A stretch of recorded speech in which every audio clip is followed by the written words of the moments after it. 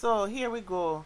Another casualty of the Beryllium attack in Mandeville Manchester on the 25th of August. So I did the one before where the man is in critical condition. He's in the hospital with a bullet lodged in his head. Now here is another casualty of that same incident. Alwyn Hall says he need more than 1 million to meet hip replacement surgery costs for his 25-year-old daughter Janique, who was one of the 5 people shot by gunmen as they robbed a Beryllium courier crew at Scotiabank in Mandeville, Manchester. The attack occurred shortly after 5 p.m. outside the bank. Footage which has gone viral shows men armed with high-powered weapons escaping with 2 bags containing cash. Police have since charged Darrell Watson, 25, otherwise called Stinger, who they said is one of the gunmen. Watson has been charged with robbery with aggravation, wounding with intent, shooting with intent, possession of a prohibited weapon, use of a prohibited weapon to commit a felony, and unauthorized possession of ammunition. He is to appear in Manchester Parish Court today. The father said he was at home on the day of the robbery when he got a call from his daughter, who is also called Miss Chin, telling him that she had been hit by a bullet. When she said, "Daddy," I said, "Miss Chin, calm down." And when she said, "Calm down," she said, "Daddy, I'm down at the ATM at Scotia and I got shot," the distraught father related.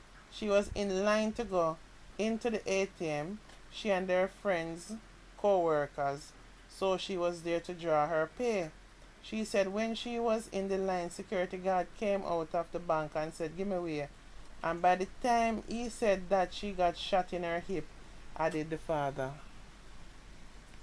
He said his daughter was transferred to a corporate area hospital from Mandeville Regional Hospital last Friday.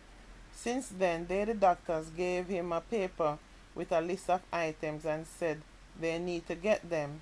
The bone specialist who examined her told him that the surgery will be costly.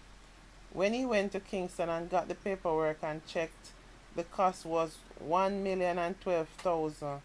If we don't get the parts for the replacement hip, then the operation cannot be done. I don't have the money, he said. He got another paper from the hospital saying that he must pay $100,000 and any additional fees they will tell him as it goes along. Right now he says I have the voucher, but I don't pay it because I don't have it, he added. He's calling on the authorities to intervene and assist. Nobody from the security company or the bank come and say anything. Even the Prime Minister, I don't hear him come out and say anything about what happened in Mandeville. But I saw reports about gunshots fired nationwide, and the politicians are talking about what is said and what's to done and what they're disappointed in. But big robbery happened in Mandeville and nobody came out and said anything. No one has reached out to our family, added the father. I don't have a permanent job. I hustle for my children. I am a farmer and a painter, and any hustle come me gone and it's same way because I hustle to survive, he explained. The shooting has revived unpleasant memories for the father, whose son Javian R was gunned down in Patricktown near May Day at an event on a Friday almost 6 years ago.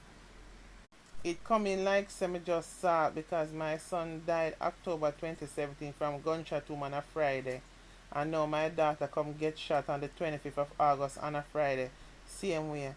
After my daughter got shot on the Friday, the Saturday, August 26th, would have been my son's birthday. So everything just bungled up, he said. He further stated Friday is not a good day for him. It's rough, but I just life. I am like Job. I won't give up, and I'm not going to question my God, so I will never ask God why. I'm just bearing it, added the father. When asked if he has sought any legal advice, he said not yet, but it is going to happen. He said a GoFundMe account has been created to raise funds to cover some of the expenses. Individuals can make a donation.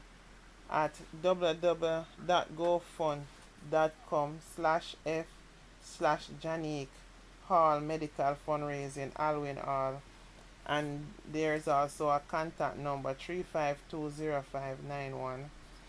You know what is funny about this is that I did one the other day in terms of the man that is still in the hospital from this incident, and I was asking it, the question, and I'm going to ask it again. The Beryllium team, that company, they must have some kind of insurance that they are covered under that help out with situation like this, just like how they insure them money and them workers. You understand? Well, hopefully them insure their workers. And the Scotia Bank, she was at the ATM, so she on Scotia Bank premises. What is the bank's liability towards this in terms of their insurance? Is there can there be any help from their insurance towards helping the casualties of the situation like this? Because I'm not sure if there's any more, but I know of the man and now I know of this one. You understand? Need anybody that is very knowledgeable on insurance and these kind of situation, they can comment in the comment section. But these are things that you step out on the road, you don't know what's going to happen. Anything can happen. It's like you have to just live in fear and just walk with God. Because I know when she go for collect her pay that evening, she was not expecting gunmen to come out of the blue for come attack for rob, and even she them a rob. Neither, you understand? She not involved in no way, but she end up get shot. She's a bystander. You understand? Nobody planned for these things. But if any help can be given to them, whether be they GoFundMe or call into the hospital, or even the insurance between the Bank of Nova Scotia and the Beryllium Company. See if you can assist, man. Anything you can assist with and give these people, assist them. Because these people are not millionaires. Trust me on that. You understand? Any help can be given. Let it be had for them. Anyway, guys, please remember to like, comment, and subscribe to my platform, please. Love you all.